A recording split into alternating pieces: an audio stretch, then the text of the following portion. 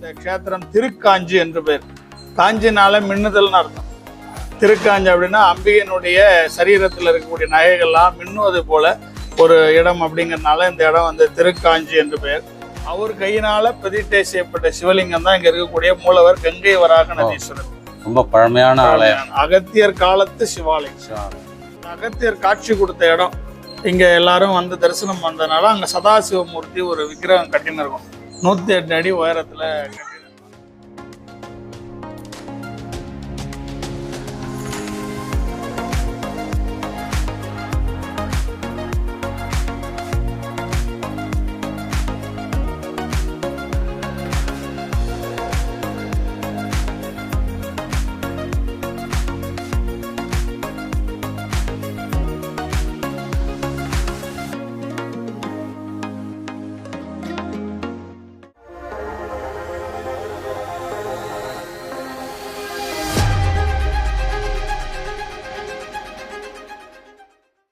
Hi மக்களே, welcome to the channel astro KJC.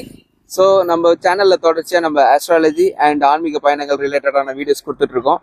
So அந்த வகையில் இன்றைக்கி நம்ம போக போகிற ஊர் காஞ்சிபுரம்பா. காஞ்சிபுரம் இல்லை காய்ஸ், திருக்காஞ்சி போகிறோம்.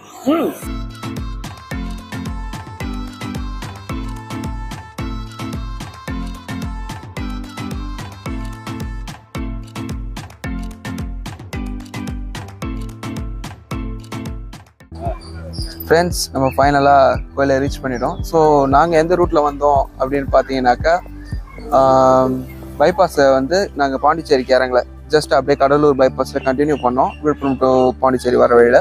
ஸோ பைபாஸில் கண்டினியூ பண்ணிட்டு வந்தீங்கன்னாக்கா லெஃப்ட் சைடில் வந்துட்டு நம்ம திருக்காஞ்சி போகிறதுக்கு ரூட்டு பிரியுது. ஸோ அந்த ரூட் யூஸ் பண்ணுங்கள், பெட்டராக இருக்குது, நேச்சரோட இருக்குது. ஸோ அதை ஃபாலோ பண்ணிக்கோங்க. அப்படியே இங்கே கொஞ்சம் அப்படி சுற்றி பாருங்க, எவ்வளோ மரமாக இருக்கு. ஃபுல்லாக வந்து நேச்சரோட கவர் ஆகிருக்கு. இருங்க, நான் உங்களுக்கு ஃப்ரண்ட் கேமரா போட்டு கிளியராக காட்டுறேன்.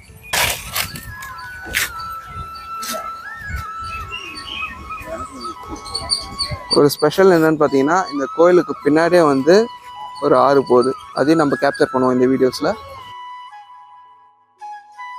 இந்த கோயிலுக்கு நம்ம நுழையும் போதே காடு மாதிரி அவ்வளோ மரங்குங்க. நீங்கள் காரில் வந்தாலும் சரி, பைக்கில் வந்தாலும் சரி, பிரச்சனையே இருக்காது. பார்க்கிங்க்கு அவ்வளோ இடம் இருக்குது. ரொம்ப குளு குளுன்னு காத்தோடு இருக்குங்க. அப்படியே நம்ம இந்த கோயிலோட வியூவை சுற்றி பார்த்தோம்னாக்கா இயற்கை அழகு நிறைஞ்ச இடமா இருக்குதுங்க. அப்படியே இந்த காட்சியெல்லாம் பார்த்துட்டு கோபுரத்தை பார்க்கலான்ட்டு வந்தாங்க. ஐயோ, எவ்வளோ அற்புதமான காட்சிங்க. 5 கலசங்களை வச்சு இந்த கோபுரம் அவ்வளோ அழகாக இருந்ததுங்க. நுழைவு வாயிலே பார்த்தீங்கன்னா 2 தெய்வங்கள் வந்து நம்மளை வரவேற்கிற மாதிரி இருக்குங்க. விநாயக பெருமான் ராஜகணபதி அப்படின்ற பேரோட இங்க அழைக்கப்படுறாரு. அவரோட உருவமும் ராஜ அலங்காரத்தோட சூப்பரா இருக்குங்க. அடுத்தது அவரோட இளையவரான முருகப்பெருமான் சிவசண்முகர் அப்படின்ற பேரோட வள்ளி தெய்வானையோட நமக்கு காட்சி அளிக்கிறாருங்க. அந்த 2 பேரோட தரிசனத்தையும் பெற்றுட்டு அடுத்தது கோபுரத்தை பார்க்கலான்ட்டு பார்த்ததுங்க. நம்ம போன நேரத்துக்கு உச்சி கோபுரத்தை பார்க்கும் போது சூரிய பகவானே நமக்கு ஆசீர்வாதம் பண்ணி வரவேற்கிற மாதிரி இருந்ததுங்க. அப்பேற்பட்ட காட்சியா இருந்தது. அப்படியே நம்ம கோயிலுக்குள்ள போக சொல்ல ஜில்லுன்னு ஒரு காத்து நம்ம மேல படுதுங்க. அது அப்படியே நமக்கு மனசுக்கு அமைதியை தருது, மன பிரச்சனையெல்லாம் தீர்க்கிற மாதிரி இருக்குங்க. முதல்ல நம்ம பார்வைக்கு தென்படுறது கொடிமரமும் மண்டபமும் தாங்க. அந்த மண்டபமே அவ்வளோ அழகா இருக்கு. சரின்ட்டு நம்ம வந்த கோபுரத்தை திரும்பி பார்ப்போம்னு பார்த்தா வெளியில இருந்து அவ்வளோ அழகா தெரிஞ்ச கோபுரம் உள்பக்கத்துல இருந்து பார்க்கும்போது அதை விட 2 மடங்கு அழகா தெரியுதுங்க. அங்கிருந்து நம்ம திரும்பி பார்க்கும்போது கோவிலுக்குள்ள பல சன்னதிகளை பார்க்க முடியுதுங்க. அப்பதான் எனக்கு தோணுச்சு, நம்ம கோவிலுக்குள்ள பல கோயில்களை பார்க்குற மாதிரி இருக்கு அப்படின்றது. இதுல குறிப்பா நான் ஒரு சன்னதியை பத்தி சொல்லி ஆகணுங்க. அது என்னன்னு பாத்தீங்கன்னா காசி விஸ்வநாதரோட சன்னதி தாங்க. ஏன் குறிப்பா இந்த சன்னதியை சொல்றேன் அப்படின்ட்டு யோசிச்சிங்கன்னா, காசியில விஸ்வநாதர் எந்த அளவுல எப்படி காட்சி அளிக்கிறாரோ அதே உருவ அமைப்போட இங்கேயும் இருக்காருங்க. அதே சைஸ், அதே உருவங்க. ஸோ அவரை பார்த்த கையோட காசி விசாலாட்சி நமக்கு காட்சி அளிக்கிறாங்க பக்கத்திலே. காசி விசாலாட்சியும் அதே மாதிரி அழகா இருக்காங்கங்க. இவங்க 2 பேரையும் தரிசனம் பண்ணதுக்கு அப்புறம் கோயிலை சுத்தி பார்த்தாக்கா ஏகப்பட்ட சன்னதி அந்த மாதிரி இருக்குங்க. குறிப்பா இந்த கோயிலை பத்தி சொல்லணும், ஒரே வார்த்தையில சொல்லணும்னா காசிக்கு வீசம் இந்த திருக்காஞ்சி அப்படின்னு சொல்லுவாங்கங்க. ஏன் அப்படி சொல்றாங்க? காசிக்கு வீசம் அப்படின்றதுக்கு என்ன அர்த்தம்? இத பத்தி எல்லாம் நம்ம தெரிஞ்சுக்கிறதுக்காக கோயிலோட தலைமை குருக்கள் கிட்ட நம்ம இன்டர்வியூ ஒன்று கேட்டிருந்தோங்க. அந்த இன்டர்வியூல இந்த ஸ்தல வரலாறும் இதோட பெருமைகள் எல்லாத்தையுமே நம்ம தெரிஞ்சுக்கிட்டு மற்ற சன்னதிகளையும் தொடர்ந்து பார்க்கலாங்க. வணக்கம். விழுப்புரம் காமாட்சி அம்மன் கோயில் வந்து அர்ச்சகர் நான். ரொம்ப சந்தோஷம். நம்ம வந்து கேஜிசி அப்படின்னு சொல்லிட்டு யூடியூப் சேனல் ஆரம்பிச்சு நடத்திட்டு இருக்கோம். அதில் வந்து முதல்ல ஜோதிடம் பற்றி தான் நம்ம ஆரம்பிச்சது. அப்புறம் வாரம் வந்துட்டு ஆன்மீக கதைகளும் போட்டோம். அது தொடர்ச்சியாக வந்துட்டு சில ஆலயங்களையும் நம்ம சுற்றி இருக்கக்கூடிய ஆலயங்களையும் எடுத்து போட்டுட்ருக்கோம். இந்த வாரத்தில் வந்துட்டு நம்ம திருக்காஞ்சி பற்றி போடலாம் அப்படின்னு சொல்லிட்டு வந்திருக்கோம். உங்கள் பேர்? அடியன் சரவண சிவாச்சாரியர். சந்தோஷம். இந்த கோயிலுடைய தலைமை அர்ச்சகராக. சந்தோஷம். நம்ம ஆலயத்தை பற்றி கொஞ்சம் சில தகவல்லாம் கொஞ்சம் கொடுங்க. கண்டிப்பா. நம்ம பார்வதி பதகே அரஹர மகாதேவா. உலகலாம் உணர்ந்தோதற்கரியவன் நிலவு உலாவிய நீர்மலி வேணியன் அழகில் சோதியன் அம்பலத்தை ஆடுவான் மலர் சிலம்படி வாழ்த்தி வணங்குவான். எல்லாம் வல்ல கங்கைவராக நதீஸ்வர பெருமானுடைய தனிப்பெரும் கருணையினால இந்த தினத்துல உங்களிடத்துல இறைவனுடைய புகழை சொல்வது அப்படின்றது நம்முடைய வாழ்நாளில் கிடைத்த ஒரு மிகப்பெரிய வரமாக அடியேன் கருதுகின்றேன். அவருடைய புகழை திரும்ப திரும்ப சொன்னதுனாலேயே ஒரு நாயன்மார் புகழ்துணை நாயனார்னு ஒருத்தர் 63 நாயன்மார்ல சிவபெருமானுடைய புகழை மட்டுமே பாடி அவருடைய வறுமையை சிவபெருமான் நோக்கி தினம்தோறும் அவருக்கு ஒரு படிக்காசு கொடுத்து அனுக்கிரகம் பண்ணியிருக்காரு. அப்படி அவருடைய புகழ் வந்து அவ்வளவு பெருமையானது. அதை சொல்றதுக்கு அடியேன் செய்த பாக்கியம். இன்னைக்கு உங்களுடைய யூடியூப் சேனல் வழியாக இன்னைக்கு வந்து ஒரு கோவில் இருக்கு, இங்க போய் தரிசனம் பண்ணுங்க அப்படின்னு நம்ம சொல்லி அனுப்புறோம். அப்படின்னா இதை பார்த்து வரக்கூடிய பக்தர்கள் நம்ம இறைவனை தரிசனம் செய்தால் அதில் ஒரு பங்கு புண்ணியம் உங்க சேனலுக்கும் இதை நடத்தக்கூடிய உங்களுக்கும் சேரும். அப்படி எந்த சந்தேகமும் கிடையாது. அதன் வகையில இந்த க்ஷேத்திரம் திருக்காஞ்சி என்று பேர். காஞ்சினால மின்னுதல்னு அர்த்தம். திருக்காஞ்சி அப்படின்னா அம்பிகையினுடைய சரீரத்தில் இருக்கக்கூடிய நகைகள்லாம் மின்னுவது போல ஒரு இடம் அப்படிங்கறதுனால இந்த இடம் வந்து திருக்காஞ்சி என்று பெயர். இந்த க்ஷேத்திரம் உருவாவதற்கு யார் காரணம்? அகத்திய பெருமான் தான் காரணம். இது ஆதி காலத்துல அகத்தீஸ்வரம்னு இதுக்கு பேர் இருந்தது. இந்த ஊருக்கு புதுச்சேரிக்கே பேர் வந்து வேதபுரின்னு பேர். இங்க வேதங்கள் தழைத்திருந்த இடம். அகத்திய பெருமான் இங்க வேதங்களுக்கான ஒரு பல்கலைக்கழகமே நடத்திருக்காரு. இங்க பாகூர்னு ஒரு ஊர் இருக்கு பக்கத்துல, புதுச்சேரி மாநிலத்துல. இந்த பாகூர்ல வந்து பாத்தீங்கன்னாக்கா 4 வேதங்களுக்கும் சாஸ்திரங்களுக்கும் பல்கலைக்கழகம் நடத்தினதுக்காக அதனுடைய ஆதாரங்கள்லாம் இன்னும் புதுச்சேரியில இருக்கு. அப்படி ஒரு அருமையான க்ஷேத்திரம் இந்த இடம். இந்த இடத்துல சிவலிங்கத்தை வச்சு பூஜை பண்ண ஆசைப்படுறாரு. அகத்தியர் வந்து சதா சர்வ காலமும் சிவ பூஜை பண்றாரு. எங்க போனாலும் சிவ பூஜை பண்ணாம அவரால் இருக்க முடியாது. அப்படி இந்த க்ஷேத்திரத்துக்கு வரும்போது இங்க ஒரு சிவலிங்கத்தை பிரதிஷ்டை பண்ணி பூஜை பண்றதுக்கு ஏற்பாடு பண்றாரு. அவர் கையினால பிரதிஷ்டை செய்யப்பட்ட சிவலிங்கம் தான் இங்க இருக்கக்கூடிய மூலவர் கங்கை வராக நதீஸ்வரர். ரொம்ப பழமையான ஆலயம். அகத்தியர் காலத்து சிவாலயம். இந்த லிங்கத்தை பிரதிஷ்டை பண்ணும்போது எப்படி பண்றாருன்னா, சிவலிங்கங்கள் பல வகையா இருக்கு. பானலிங்கம்னு இருக்கு. யாருமே ஒளிபடாத உற்பத்தி ஆகிற லிங்கத்துக்கு பானலிங்கம். அது மாதிரி லிங்கல்ல வந்து பாத்தீங்கன்னா ஏக கலை, ஒரே கலையோட ரவுண்ட் ஷேப்ல இருக்கும். 8 பட்டைகள் இருக்கும், 16 பட்டைகள் இருக்கும், 24 பட்டைகள் இருக்கும். இது மாதிரி லிங்கங்கள் பல. அதுல இந்த ஷோடச கலாலிங்கன்ற வகையில நம்ம மூலவர். ஷோடச கலாலிங்கம்னா 16 பட்டைகள். ஷோடசம்னா 16 செல்வங்களும் தரக்கூடிய சிவபெருமானாக அகத்தை பிரதிஷ்டப்பட. சிவலிங்கத்துக்கு பிரதிஷ்டை பண்ணோம்னா அதுக்கு என்ன தேவைன்னா, பூஜைக்கு தண்ணியும் புஷ்பமும் தான் வேணும். புண்ணியம் செய்தாருக்கு பூ உண்டு நீர் உண்டுன்னு திருமூலருடைய வாக்கியம். நல்ல ஜலம் வேணும்னு பிரார்த்தனை பண்றாரு.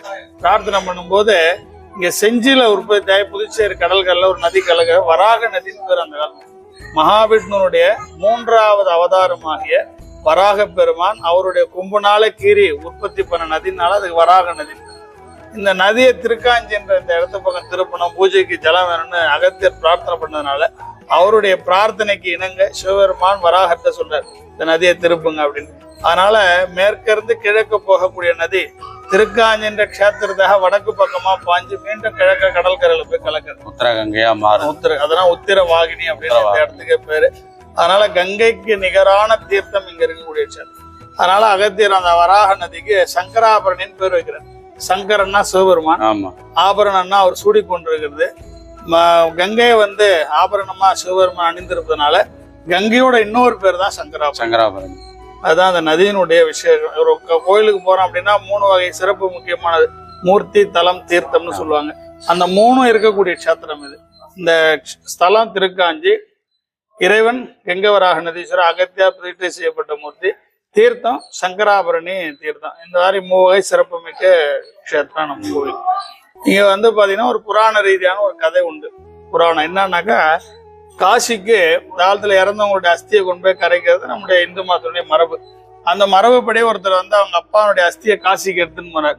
அப்ப அந்த காலங்கள்ல வந்து நடப்பயணமா தானே போய் ஆகணும் யாத்திரைகள்லாம். அப்படி நடந்து போகும்போது இரவு நேரம் ஆனனால இந்த ஊர்ல தங்குறாரு. தங்கி காலையில எழுந்து அவருடைய நித்திய அனுஷ்டானங்கள்லாம் குளிச்சுட்டு பூஜைகள்லாம் பண்ணிட்டு மறுபடியும் புறப்படும் போது கூட ஒரு சீடன் ஆயிடுச்சுன்னு வர்றாரு. அவன்கிட்ட இந்த அஸ்தி கலசத்தை பத்திரமா பாத்துக்கன்னு குளிக்க போறாரு. இந்த சீடனுக்கு என்ன ஒரு என்னன்னா, இதை பத்திரமா அங்க இருந்து பொத்தி எடுத்துன்னு வர்றாரு, இது உள்ள என்ன இருக்கு பாக்கணும்னு ஆர்வத்துல அந்த களையத்தை பிரிச்சு பாக்குறாரு. பிரிச்சு பார்த்தாக்கா அதுல இருந்து அஸ்தி வந்து அவர் கண்ணுக்கு பூக்களா தெரிஞ்சது, வாசனை மிகுந்த பூக்களா தெரிஞ்சது. பூவை தான் வந்து குருநாதர் தூக்கின்னு வர சொல்றாரு சொல்லிட்டு அந்த வாயை கட்டி மறுபடியும் வச்சுட்டாரு. 2 பேரும் மறுபடியும் யாத்திரையை தொடர்ந்து காசியை சென்று அடைகிறாங்க. காசிக்கு போனோன்னா கங்கையில ஸ்நானம் பண்ணிட்டு அதை பிரிச்சு கரைக்கிறதா பிரிக்கிறார். உள்ள அஸ்தி இருந்து சீடன் பார்த்துட்டு அதிர்ச்சி அடைகிறார். குருநாதர் சொல்றாரு, இந்த அஸ்தி வந்து அங்க பூவா என் கண்ணுக்கு தெரிஞ்சது, இங்க அஸ்தியா இருக்கு, எனக்கு ஆச்சரியமா இருக்குன்னு. எங்க பார்த்தேன்னா திருக்காஞ்சி இந்த இடத்துல பார்த்தேன். சரி அப்ப பரீட்சை பண்ணி பார்ப்போம்னு சொல்லிட்டு அந்த அஸ்தியை கரைக்காம மீண்டும் இந்த ஊருக்கு வராங்க. இந்த ஊர்ல வந்து பிரிச்சு பார்த்தா மறுபடியும் வாசனையான புஷ்பங்களா இருக்கும். பார்த்த உடனே அதிசயிச்சு சிவபெருமான பிரார்த்தனை பண்ணும்போது சிவபெருமான் அசிரீரியா சொல்றாரு, காசிக்கு வீசம் இதுவேன்னு சொல்றாரு. காசியை காட்டிலும் வீசமான இடம், இங்கேயே அந்த அஸ்தியை கரைச்சிட்டு முன்னோர்களுக்கு உண்டான இந்த தர்ப்பணங்களை பண்ணுங்கன்னு சொல்லிட்டு அசிரீதியா சொன்னதுனால அந்த எடுத்துன்னு போன அந்தனர் இங்கேயே அந்த அஸ்தியை கரைச்சிட்டு அவங்க பித்ருக்களுக்கு உண்டான கர்மாக்கள் இங்க செய்ததுனால இது பிதிருதோஷ நிவர்த்தி ஸ்தலம். காசியில எப்படி அவங்களுக்கு நம்ம இங்க செய்யக்கூடிய சடங்குகள்லாம் செஞ்சு அதை அந்த அஸ்தியை கரைக்கும் போது அவங்க வந்து சொர்க்கத்தை அடையறதா ஒரு ஐதீகம். அது எப்படி காசி அப்படிங்கிறது முன்னோர்கள் எல்லாம் காசியில யாரு இருந்தாலும் முக்தி இல்லையா, இறக்க முக்தி தரும் காசி. காசியில போய் தரிசனம் பண்ணாலே 12 திருத்தலங்கள் அந்த ஜோதிர்லிங்கங்கள்ல ஒண்ணு, அதுல ஒண்ணு. அப்படியே அந்த காசியை காட்டுல வீசமான கஷேத்திரனால இங்க இறைவனை தரிசனம் பண்ணால் நம்முடைய முன்னோர்கள் சாபங்கள் நீங்குகிறது, முன்னோருடைய ஆசீர்வாதம் நமக்கு கிடைக்குது. அது மாதிரி இந்த கோயில் வந்து பாத்தீங்கன்னாக்கா ஆதி காலத்துல இருந்த இடம் ஆத்தங்கரை ஒட்டிலே இருந்தது. மிகப்பெரிய கருங்கல் கோயில் இது. சுத்தி 1000 மண்டபம் இருந்தது, 4 ராஜகோபுரங்கள் இருந்தது. இந்த மாதிரி மிகப்பெரிய கோயிலா இருந்தது. அப்ப 2 வகையான அழிவை நம்ம கோயில் சந்திச்சிருக்கு. ஒண்ணு வந்து பாத்தீங்கன்னாக்கா மாஃபூஸ் கானுடைய படையெடுப்பு. அந்த படையெடுப்ப சில சிதிலங்கள் அடைஞ்சது. அதன் பிறகு வந்து பாத்தீங்கன்னாக்கா பெரிய ஆற்று வெள்ளம். அந்த ஆற்று வெள்ளத்துல படிப்படியா பாத்தங்கரை ஒட்டுல இருக்கிற கோயில்னால அந்த காலத்துல வருஷம் வெள்ளம் வரும். வெள்ளம் வரும்போது ஒரு வருஷத்துல ஒரு கொஞ்சம் கொஞ்சமா கட்டடங்கள் இருந்து எல்லாம் அந்த 1000 மண்டபம் நம்ம மூலவர் கோயில் எல்லாம் ஓரத்திலே இருந்ததுனால அந்த அழிவு ஏற்பட்டது. அப்ப எங்க ஊர்ல இருந்தவங்களும் ஒரு 150-200 ஆண்டுகளுக்கு முன்னாடி அந்த ஆத்துல இருந்து சிவலிங்கத்தை மீட்டு கொண்டு வந்து இப்ப இருக்கிற இந்த ஆலயத்தை அமைச்சிருக்காங்க. இப்போ கும்பாபிஷேகம் நடந்து 2016 நடைபெற்றது. புதுச்சேரி அரசாங்கத்தினுடைய இந்து சமய அறநிலையத்துறைக்கு உட்பட்ட கோயில்.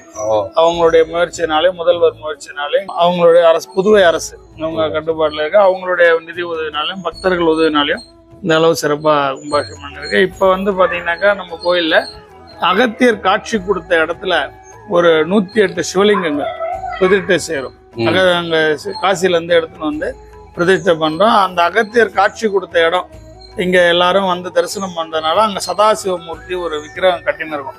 108 அடி உயரத்துல கட்டின்னு இருக்கும். அது நம்முடைய எங்க தொகுதி அமைச்சர் வேளாண் துறை அமைச்சர் ஜெயக்குமார் அவர்கள் அவருடைய சொந்த முயற்சியில மிக சிறப்பா நடத்தின்னு இருக்காங்க. அது வரக்கூடிய கார்த்திகை அல்லது கோயில் பக்கத்துல தை மாசத்துல அதுக்கு கார்த்திகை அல்லது தைல குடமுழுக்கு நடக்கும். மிக பிரம்மாண்டமா இருக்கும் அந்த க்ஷேத்திரம். அந்த திருத்தல வரலாறு புக்கு வந்துட்டு கோயில் சார்பா வெளியிட்டு சந்தோஷம்.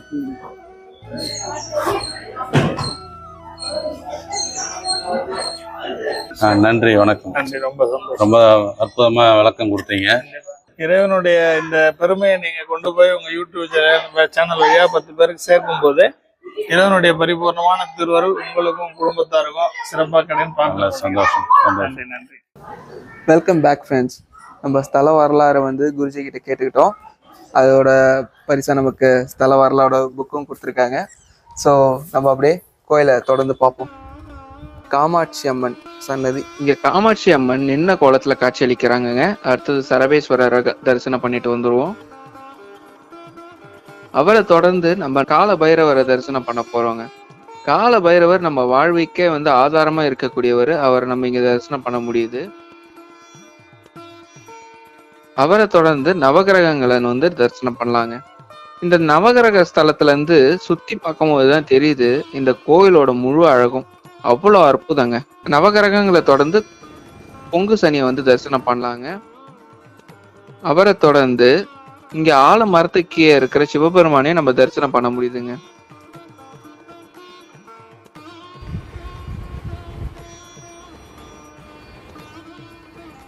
அடுத்ததாக நம்ம லக்ஷ்மி வராக பெருமாளை தான் தரிசனம் பண்ண போறோம். குறிப்பா இந்த திருக்காஞ்சி ஸ்தலத்துல கிழக்க பாஞ்ச நதிய வடக்கு பக்கமா திருப்பினது நம்ம வராக பெருமாள் தான். அடுத்தது பல சன்னதிகள் இங்க இருந்தாலும் மிக அற்புதமான சன்னதின்னு நான் நினைக்கிறது வந்து மீனாட்சி அம்மனோட சன்னதி தாங்க. மதுரையை ஆண்ட மீனாட்சி அம்மன் இங்க நம்ம தரிசனம் செய்ய போறோம். அதுக்கு நம்ம மதுரை தான் போகணும்னு அவசியம் இல்லை. ஏன்னா அந்த அளவுக்கு அழகா இங்கே வந்து நமக்கு காட்சி அளிக்கிறாங்கங்க.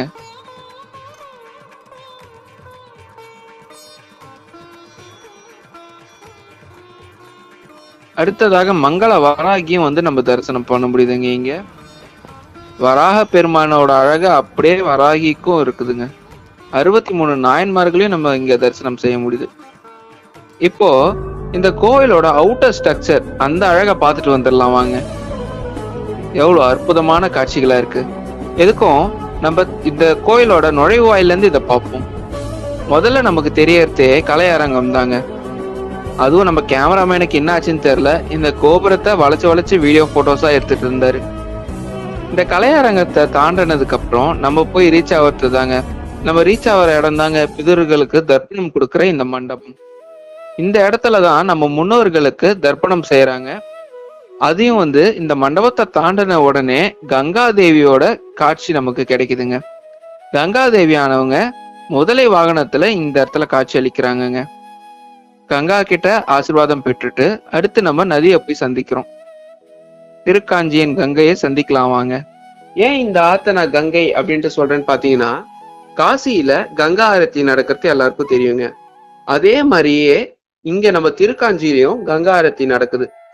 அது வாரந்தோறும் சனிக்கிழமையில ஈவினிங் 6 to 7:30 இந்த டைமிங்ல தாங்க நடக்குது. ஸோ நீங்க கங்கா ஆரத்திய காசிக்கு தான் போய் பார்க்கணும் அப்படின்றது அவசியம் இல்லை. நீங்க பக்கத்துல இருந்தீங்கன்னா பாண்டிச்சேரியில பார்க்க முடியும். அதுவும் நம்ம திருக்காஞ்சி ஸ்தலத்திலே பார்க்க முடியும். அதுக்கு நீங்க சனிக்கிழமை ஈவினிங் 6 to 7:30 வரணும். காசிக்கு போய் கங்கா ஆரத்தி பார்த்த புண்ணியத்தை வந்து நம்ம இங்கே பெற்றுக்கலாங்க. தேங்க்யூ ஃபார் வாட்சிங். கீப் வாட்சிங் our channel. Do subscribe, share to your friends. Thank you.